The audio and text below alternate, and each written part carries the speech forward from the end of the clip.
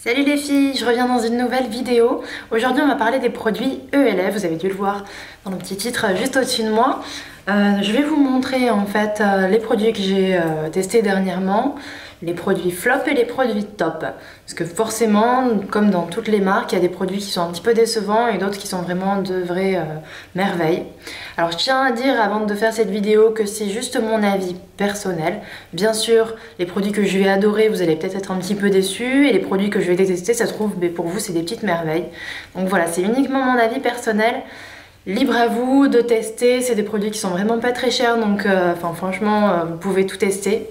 Voilà, c'est parti. Donc, je vais commencer d'abord par les produits flop, parce que je pense que c'est toujours bien de commencer sur du négatif et terminer sur une jolie note. Premier produit flop, sincèrement il n'y en a pas énormément.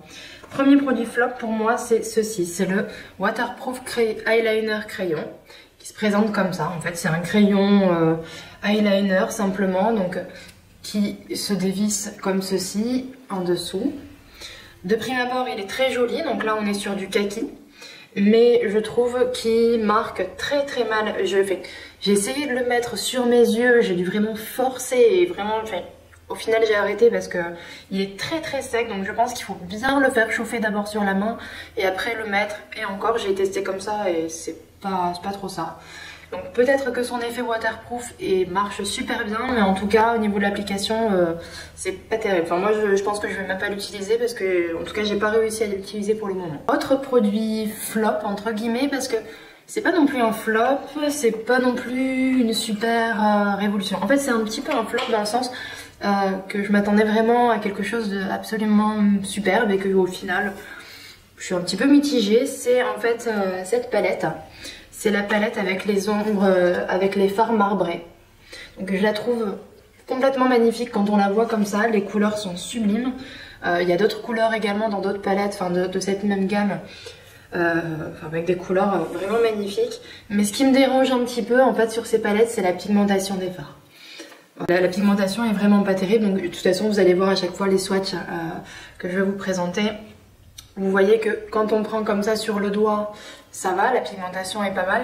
Mais après, appliquer sur les yeux, c'est pas non plus... c'est pas transcendant. Chez VLF, on s'attend toujours à... Enfin, d'habitude, les autres fards sont vraiment très pigmentés. Je m'attendais à ça également sur cette palette et finalement, pas vraiment.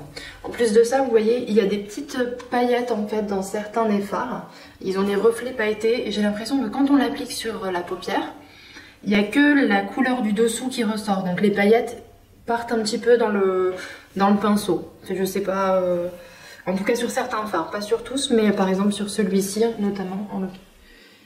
Celui-ci, donc qui est un noir en fait avec des paillettes dorées qui tirent un peu vers le vert. Et bien je trouve que c'est surtout le noir qui ressort plutôt que les paillettes. Encore un flop qui ne pourrait ne pas en être un. C'est ceci. Donc qu'est-ce que c'est? C'est le crayon, en fait, ils appellent ça Eyebrow Lifter et Filler. Mon accent est toujours impeccable, vous avez remarqué. En fait, c'est un crayon à sourcils de la gamme Studio. Vous avez une partie avec donc le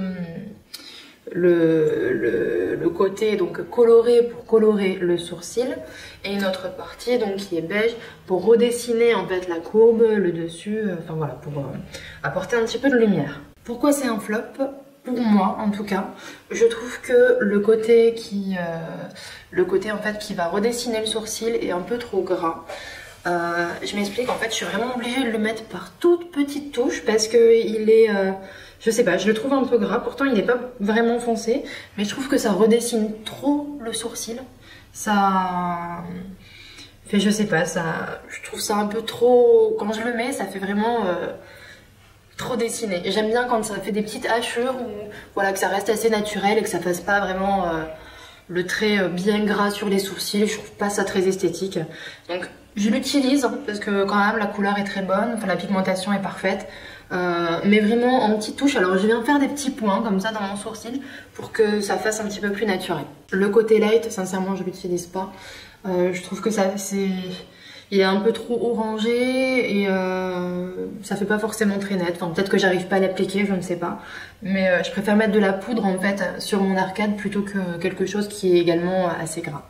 Alors, passons aux choses plus positives. Donc, vous avez vu, les flops sont pas non plus catastrophiques dans ces nouveautés. Hein. Sincèrement, ce sont de bons produits, à part, je dirais, le Jumbo Waterproof qui vraiment pour moi n'est d'aucun intérêt. C'est plutôt quand même de bons flops en quelque sorte. On passe à la suite. Donc, sur les bonnes nouveautés cette fois-ci, par quoi je commence? Je vais commencer par mon coup de foudre de cette année. C'est ceci, qu'est-ce que c'est? C'est une petite pochette dans laquelle on a des pinceaux duo fibre. Vous me direz des pinceaux duo. Et mon chat qui s'excite. Donc dans ce kit, vous avez le gros pinceau que j'utilise pour mon fond de teint. Vraiment il est super, donc c'est un gros pinceau duo fibre et il vient appliquer super uniformément le fond de teint et ça fait pas du tout un effet masque justement avec ces pinceaux duo fibre. Donc je vous avoue, j'ai un petit peu lâché mes pinceaux Real Techniques qui sont de super pinceaux. Mais là j'ai l'impression d'avoir encore trouvé mieux parce que je vous dis, celui-ci pour le teint il est absolument fantastique. Et surtout, celui-ci c'est mon chouchou. Je l'adore parce que j'avais jamais trouvé en fait je cherchais un pinceau de ce type que je ne trouvais pas. C'est un petit pinceau duo fibre également, donc qui est plat, qui est voilà assez fluffy. Que j'utilise donc pour l'anti-cerne. Donc j'applique mon anti-cerne par petites touches un peu partout et vous voyez il est de la taille parfaite et donc vient estomper parfaitement enfin voilà tout l'anti-cerne. Il le laisse bien en place en fait, c'est pas un pinceau qui est rigide donc du coup il va pas étaler la matière, il va vraiment la diffuser partout. Et franchement, j'avais pas trouvé un pinceau anti-cerne qui fasse aussi bien son boulot que celui-ci. Donc je l'adore. Après, bon, des pinceaux un petit peu plus classiques. Donc c'était surtout ces deux-là, mes deux gros coups de cœur de cette pochette. Après, j'ai un petit pinceau comme ça, donc duo fibre qui est assez long en fait, que j'utilise notamment pour faire le cut crease, donc c'est-à-dire faire un creux en fait de paupière en petites touches. Et ensuite un pinceau plat assez classique également, donc pour pouvoir mettre, mais là c'est assez large, donc en général je l'applique quand je mets un fard vraiment sur toute la paupière sans avoir quelque chose de très dessiné. Voilà pour ce petit kit, donc super pratique dans une petite pochette. Vous pouvez également y ranger des petits accessoires ici, donc à transporter dans le sac à main, c'est vraiment génial, moi j'adore. Restons sur le teint, encore une fois un produit vraiment que j'ai beaucoup aimé. Notamment j'aimerais commencer par le fait que d'habitude je n'aime pas les bébés crèmes. J'ai testé la bébé crème Herborian, je n'ai pas aimé. J'ai testé la bébé crème de chez Dior de ma soeur, je n'ai pas aimé. Enfin j'en ai testé plusieurs et à chaque fois je n'aime pas. Je trouve que la couleur nous ressort mal. En général on a la bébé crème claire, la foncée et on ne retrouve jamais exactement la même teinte que notre carnation. Je trouve ça souvent soit trop léger, soit... Enfin voilà, je suis toujours déçue. Donc là je me suis dit on va tester la bébé crème de chez Elef sans grand... Enfin voilà, j'attendais pas quelque chose d'extraordinaire. Je me suis dit c'est encore quelque chose qui sera un peu pas assez couvrant et du coup je vais pas aimer. Et au final je suis super surprise parce qu'elle est géniale. Au niveau de la teinte je suis contente, j'ai vraiment trouvé la teinte parfaite. Donc là c'est la teinte, que je vous dise pas de bêtises, c'est fer, donc c'est la teinte je crois la plus claire ou la seconde teinte, je ne sais plus. Et la texture est vraiment géniale parce que elle s'étale très bien, c'est du semi-fluide en fait, ça pénètre pas, comment expliquer, c'est vraiment comme une crème de jour en fait, qui est teintée, donc qui s'applique vraiment super facilement, qui donc ne fait pas masque du tout, pas comme un fond de teint, ça va pas vraiment camoufler toutes les rougeurs comme un fond de teint qui sera un peu plus matifiant ou un peu plus couvrant. Mais quand même, c'est assez courant. Alors je sais pas si je suis super claire dans mes explications. Là, j'ai mis aujourd'hui, donc j'avais des petits, enfin voilà, des petites rougeurs, toujours un peu sur le nez, tout ça.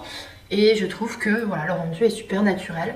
Et encore une fois, ça fait pas masque, elle brille pas aussi, parce que j'ai déjà testé des bébés crèmes qui faisaient complètement briller le visage. Non, franchement, moi je n'y vois aucun défaut. Vraiment aucun. J'aime beaucoup. On continue. On va passer aux fards à paupières, donc les fards avec lesquels je me suis maquillée aujourd'hui. Ce sont les fards, alors, comment ils appellent ça exactement? Baked Eye Shadow.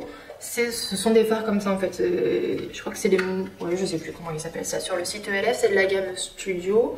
Donc il n'y a pas de rond, ça c'est juste ma lampe. Donc je vais les ouvrir, ça sera plus simple. Donc voilà, en fait ce sont des fards... qui sont bombés comme ça, tout rond, classique, mais je les trouve fantastiques. Les couleurs sont absolument divines. Donc j'ai alors le Chocolate Dream, j'ai le Pixie qui est fantastique aussi. Donc aujourd'hui j'ai mélangé le Pixie et le Chocolate sous les yeux. Et j'ai également le Burn Pulp. Je suis pas certaine que ce soit totalement des nouveautés ceux-là. Il me semble qu'il y a de nouvelles couleurs, mais par exemple celui-ci, le dernier, là je l'avais depuis déjà un petit moment. Mais voilà, la pigmentation est absolument divine. On a des petits reflets, des petites paillettes également qui sont complètement géniaux. Enfin voilà, je les trouve vraiment super ceux-là. Vraiment génial. C'est dommage cependant que, en fait, je pensais vraiment retrouver ces fards-là. Vous savez, dans la palette que je vous ai montré tout à l'heure, je pensais vraiment que ça allait être les mêmes mais en plus petit. Et finalement, non, la pigmentation n'est pas aussi bonne que ceux-là. Donc voilà, avis à ELF. Hein, si vous voulez faire une nouvelle palette, n'hésitez pas à mettre ces fards dedans parce que vraiment ils sont géniaux. On continue, on va passer au jeu. Encore une fois, un blush donc, qui n'est pas totalement nouveau, mais qui pour moi l'est parce que je l'ai commandé dernièrement simplement. C'est le Fuchsia Fusion, donc de la gamme Studio toujours. Et je le trouve sublime.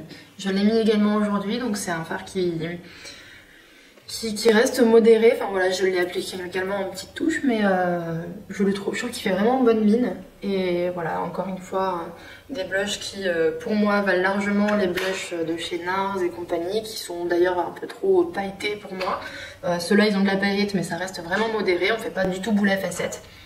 Le packaging est superbe avec le petit miroir. Enfin, voilà, pour moi c'est vraiment des super blushs. Vous cherchez des blushs, allez sur cette gamme, allez, vous pouvez pas être déçus. Sincèrement, vous pouvez pas.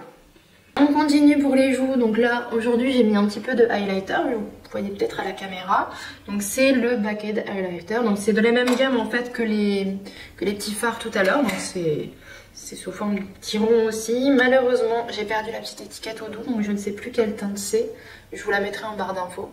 Donc c'est en fait les blushs marbrés. Voilà, celui-ci est un petit peu rosé, superbe, pigmentation magnifique, pas paillettes mais juste irisé, enfin voilà, juste un effet glowy qui est sublime, couleur pas extravagante, enfin, voilà, c'est vraiment encore une fois un super top. Je me suis prise dernièrement donc un nouveau, c'est la nouvelle formule en fait des vernis à ongles. Je n'ai pas vraiment vu de différence avec la formule précédente, à part que les couleurs sont divines encore une fois. Donc là je suis sur un bleu violet, enfin voilà, c'est vraiment on appelle ça un hologramme je crois, je sais plus exactement. Il est absolument super. Niveau tenue, ça dépend des ongles encore une fois je trouve, parce que sur moi il va durer peut-être 3 jours avant de s'écailler. Sur ma soeur je sais que les vernis ils tiennent plus longtemps, donc je pense que c'est surtout au niveau de la nature de l'ongle. Sinon application impeccable, une couche suffit. Voilà quoi, c'est pour le prix en tout cas, je crois qu'ils sont passés à 2,50 €. Ça vaut largement le coup. Ensuite, celui-ci j'aurais dû vous en parler avant tout ça en fait, parce que je le situerai, enfin, je sais pas trop où le situer en fait, parce que c'est pas un flop, c'est pas non plus un top du top, donc enfin voilà, je voulais quand même vous en parler. Donc qu'est-ce que c'est? C'est simplement l'eyeliner de chez ELF, gamme à 1 €. Donc c'est vrai que pour 1 € on pourrait dire que c'est un carrément top, mais bon. Pourquoi je suis mitigée? Parce que déjà ce que j'adore c'est que c'est sous forme de stylo. Donc j'adore ce type d'eyeliner. J'ai le eyeliner de chez NARS qui est fantastique. J'ai voulu tester celui-là en me disant bon peut-être que, enfin je sais pas, déjà ils ont réussi à concurrencer NARS avec leur blush, pourquoi pas avec un eyeliner à 1 € en plus, c'est encore, enfin voilà quoi, génial. Je dirais pas qu'ils concurrencent. Pourquoi? Au niveau de la forme, pas de problème, c'est la même chose. Ce qui me dérange un petit peu, au niveau de la pigmentation aussi, pas de problème, il est bien foncé, c'est parfait. Ce qui me dérange un petit peu, c'est la mine en fait, vraiment le bout de la mine. Il reste pas bien ferme, bien droit. Le NARS, je l'ai déjà depuis 1 an, il n'a pas bougé, il est toujours aussi nickel. Je parle un peu du nez, je suis désolée. Celui-ci, ça fait vraiment pas longtemps que je l'ai, je trouve que la mine commence déjà un peu à s'affaisser. Donc j'ai peur qu'à force le trait ne soit pas aussi net qu'au départ. Et j'ai peur qu'il commence un petit peu à sécher. En fait, à mettre sur une paupière nue, il n'y a pas de problème, ça glisse complètement. Par exemple, j'ai essayé de le mettre là sur des fards et je trouve que ça accroche un peu. Et donc du coup, le trait est un peu, enfin, est moins facile à faire. J'ai commencé avec celui-ci, j'ai terminé avec le NARS parce que j'y arrivais pas. C'était pas aussi net en fait. Donc c'est un très bon eyeliner pour 1 euro. Après, il y a toujours mieux. Forcément, en même temps, avec un eyeliner à 30 euros chez NARS, heureusement que c'est mieux, j'ai envie de dire. Mais sinon, très bon produit quand même. Un peu mitigé. On va finir avec un produit coup de cœur avec des rouges à lèvres. Alors, ce sont les rouges à lèvres hydratants de la nouvelle collection ELF gamme... je parle du nez, je suis enrhumée comme pas possible, désolée. Donc la gamme, il me semble que c'est la gamme Studio, je crois que c'est la gamme Studio. Donc ELF, donc rouge à lèvres hydratant de la gamme Studio ELF. Et j'ai pas pris toutes les couleurs, j'ai pris vraiment les couleurs qui me plaisaient le plus. Donc nous avons ici le Ravishing Rose, le Party in the Buff, Coral Cutie et le Flighty Fabulous. Voilà. Ces rouges à lèvres, ils sont vraiment géniaux, pigmentation au top. Et voilà les filles, j'espère que toutes ces petites nouveautés vous auront plu, qu'elles auront pu vous aider pour vos prochaines commandes chez ELF. Si vous avez des questions, n'hésitez pas à me les poser dans la barre des commentaires. Si vous avez des questions également sur d'autres produits que j'ai pas présentés aujourd'hui, parce que j'ai quand même pas mal de produits chez ELF, n'hésitez pas à me les poser, je serai ravie de vous répondre. Voilà tout, je vous fais plein d'énormes bisous et je vous dis à très vite. Ciao!